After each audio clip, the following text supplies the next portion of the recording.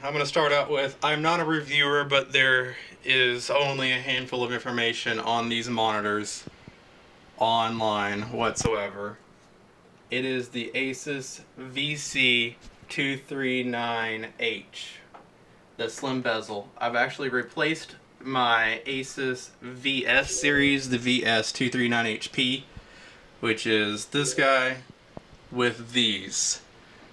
I would have to say, right off the bat, I do notice that the blue light filter is on about the third setting, and it doesn't take away too much of the color, but I definitely feel a difference from looking at three of these guys all day long from looking at these guys already for 30 minutes.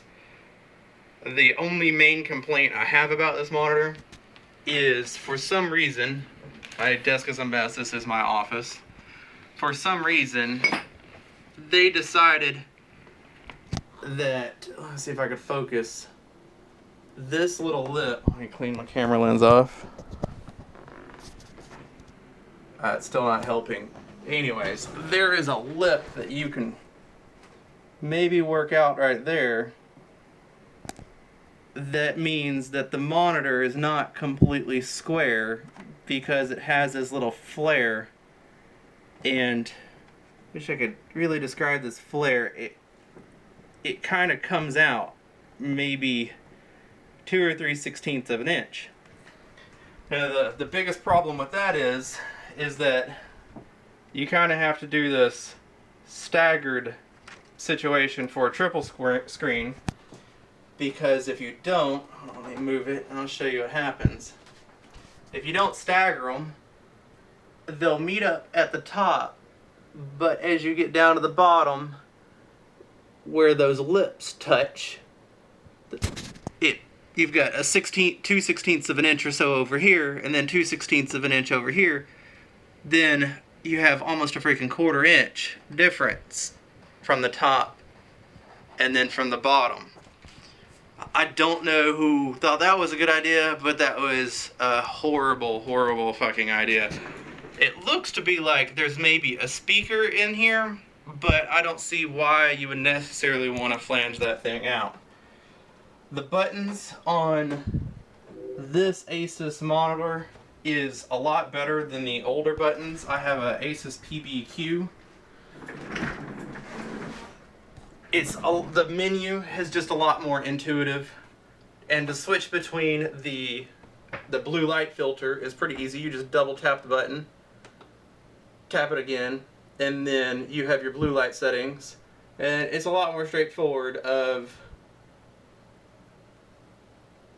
the buttons, because the buttons on the older Asus monitors, you're just kind of all over the place hitting the wrong thing, just trying to figure out where you need to be.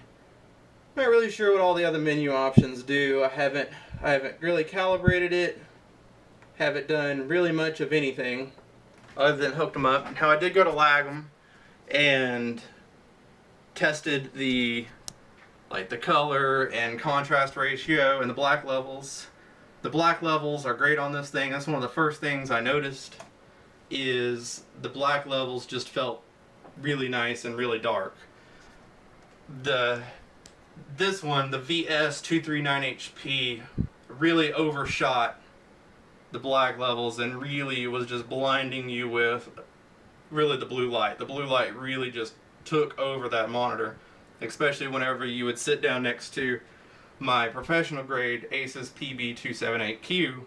You would definitely notice a difference between swapping between the two different monitors.